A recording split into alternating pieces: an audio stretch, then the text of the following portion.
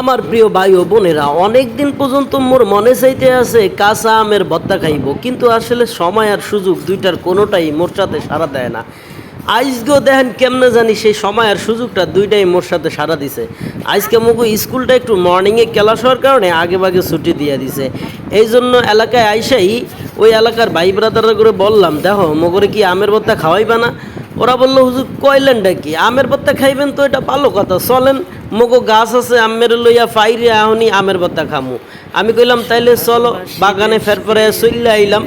Hour পরে মোরে কয় আম্মি গাছে ওঠেন, মুই তো কই আমি তো জীবনেও গাছে উঠি নাই। এরপরে কি আর করা যায়, অবশেষে মগো সাকিবের গাছে উঠে দিলাম। দেখেন প্যার প্যার করিয়া গাছে উঠিয়া কি সুন্দর আম সে পাড়তে আছে। আমি আবার এর মধ্যে ওই মগো স্বামীরে কইলাম যে যায় আমগুলা নিয়ে, ও কি করলো, একটা আম আমতে যাইয়া কইলো, দেখেন ভাই যেভাবে আম পড়া ধরছে, মোর মাথায় যদি পড়ে তাহলে মোর মাথা হুডি যাইব। আসলে কথাটা একবারে ও মিশাও কয় নাই, কারণ উপরতে যে সাকিব যে আম ফালাইতে আছে, নিচে যে আসলে ক্যাডা আছে কে আছে ওই হুশ কিন্তু তার নাই। কোন দিক দিয়ে যে সে ফালাইতেছে সেটাও কিন্তু বলার অবকাশ নাই। এই জন্য আমি সামিরে বললাম, তাইলে আর ফাড়াফাড়ির দরকার নেই, তুই একটু অপেক্ষা করো, দেখি আমগুলো জমা হোক। অবশেষে আমগুলো জমা হলো। এইবার দুইজন মিলে আমগুলো আনার চিন্তা ভাবনা শুরু হয়ে গেল। প্রিয় বন্ধুরা, অবশ্যই আপনারা দেখতে পাচ্ছেন মোরা কিন্তু আমগুলোরে সুন্দর করিয়া খুঁজিয়া একগা করিয়া মোরা কিন্তু সুন্দর করিয়া আমগুলো একবারে ভাজ করিয়া তারপরে মোরা গুছিয়ে গেছে মোরা নিয়ে আসতেছি। ঠাস করিয়া আবার দেখি যে গাছওয়ালার থেকে মগো সাকিব নামি গেছে। মগো সাকিবের মুই জিজ্ঞেস করলাম নামলা কেন? সাকিব কইতেছে, দেখেন এতগুলো আম পারছি, আর দরকার নাই, এতগুলোই মোরা 60 জন আর খাইয়া পারবো না, অতএব আর দরকার নাই। এই যখন চিন্তা ভাবনা, মুই বললাম যে তাইলে চলো, তাইলে আর দরকার নাই, শুধু শুধু আম গাছের 12টা বাজে এত কোনো লাভ নাই। দেখেন কতগুলো আম পারলাম, এর মধ্যে আবার অগো হাতের মধ্যেও আম আছে, আবার ঘরেও কিন্তু আম আছে। তো মুই কইলাম ঠিক আছে, তাইলে আর দরকার নাই, যেহেতু এতগুলোই পারছো, চলো এবার মোরা এগুলোরে নিয়ে সুন্দর করে ধুইয়া কসকস করিয়া বাক লাগা ফালাইয়া। এর মধ্যে আবার মোরে সাকিব কি কয়, আম্মে খালি একাই আমের ছবি তুলবেন, মগরে একটু তোলেন, মগরে একটু ভাইরাল করেন। আমি কইলাম যে ঠিক আছে, তাহলে তোকে 3 গারে ভাইরাল করে দেই। এইয়া হুন্নানি সাকিব তো পুরাই খুশি। যাক, অবশেষে মোরা ঘরের মধ্যে চইল্লা আইলাম। ঘরের মধ্যে আইয়া দেখি ওই ঘরের কাকি আবার ঘরে নাই। বাস, চান্স তো ভালাই পাইলাম, এখন সুন্দর। মুই আবার আম চলতে পারি না, কারণ মুই আবার একটু আলিশা মার্কা, কাম টাম অত সহজে করতে চাই না। এদিক দিয়ে জিহাদের কইলাম, ভাই তুমি আলমগুলো চলো। জিহাদ তো আম চলা শুরু করিয়া দিল। এক পর্যায়ে আম চলতে চলতে চলতে চলতে জিহাদ চিন্তা ভাবনা করলো, এত আম মুই কতক্ষণে চুইলা পারবো। এখন জিহাদ হঠাৎ করিয়া সাকিবরে কইল, সাকিব তুইও কি অলসা তো শুরু করবি? হ্যাঁ, তুই একটু মোল্লাকে ধরতে পারো না, কুচাকুচি শুরু কর। বাস, যেমন কথা তেমন কাজ। সাকিব তো এতক্ষণ পর্যন্ত অলসতা দেখাইছে, কিন্তু মোর ঝাড়ানি খাইয়া তো আর অলসতা দেখাইতে না, দাও একগুয়া লইয়া বুঝলেন সুন্দর করিয়া আম কুচানি শুরু করিয়া দিছে। এদিক দিয়ে সাকিব দাও দিয়ে করতেছে, জিহাদ হাত দিয়া, বাস সমান তালে হয়ে গেছে। অপেক্ষার পরে অবশেষে মগো আম ভর্তা বানানো শুরু হয়েছে। কি দিয়ে জানেন?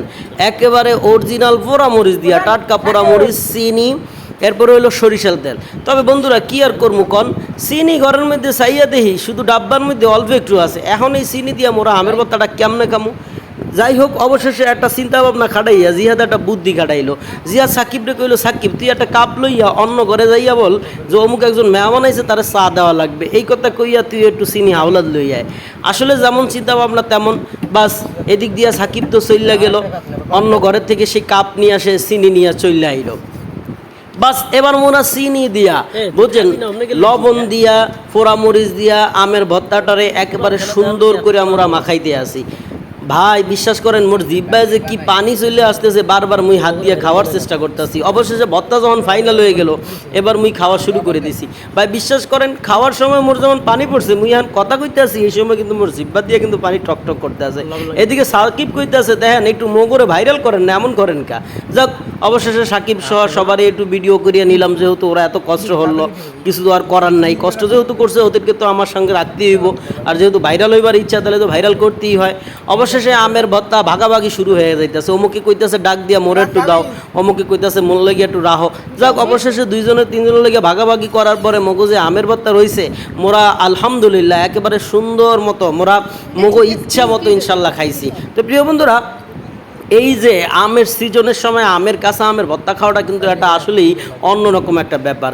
আসলে আপনারা কে কোথা থেকে দেখছেন এবং কে কোথা থেকে আমাদের এই ভিডিওগুলো সবসময় দেখেন অবশ্যই সেটা কমেন্ট বক্সে জানাবেন। এবং আপনারা কি এই আমের ভর্তা এরকম পোড়ামরিচ দিয়া বোম্বামরিচ দিয়া সুন্দর করে খাইছেন কিনা সেটাও অবশ্যই কিন্তু মগরে আপনারা কমেন্ট বক্সে জানাইবেন। যাই হোক, অবশেষে খাইতে খাইতে কিন্তু মুই বেশি খাইয়া ফেলাইছি, দেখেন খাইতে খাইতে একবারে শেষ। এরপরে যখন ঝোলগুলো আসলো মুই কিন্তু জিয়াদের কইলাম কিরে ঝোল খাবি না মরে দিবি, কয় মনে হয় আমনি খাইবেন। যাই হোক, মুই কিন্তু অবশেষে ঝোলগুলো একটু বেশিই খাইলাম। প্রিয় বন্ধুরা, আপনাদের কাছে রিকোয়েস্ট থাকবে মগো ভিডিওটা যদি আপনাদের কাছে ভালো লাগে অবশ্যই একটা লাইক দিয়ে দিবেন আর মগো ভিডিওটার শেয়ার করে সবার মাঝে প্রচার করিয়া দিবেন।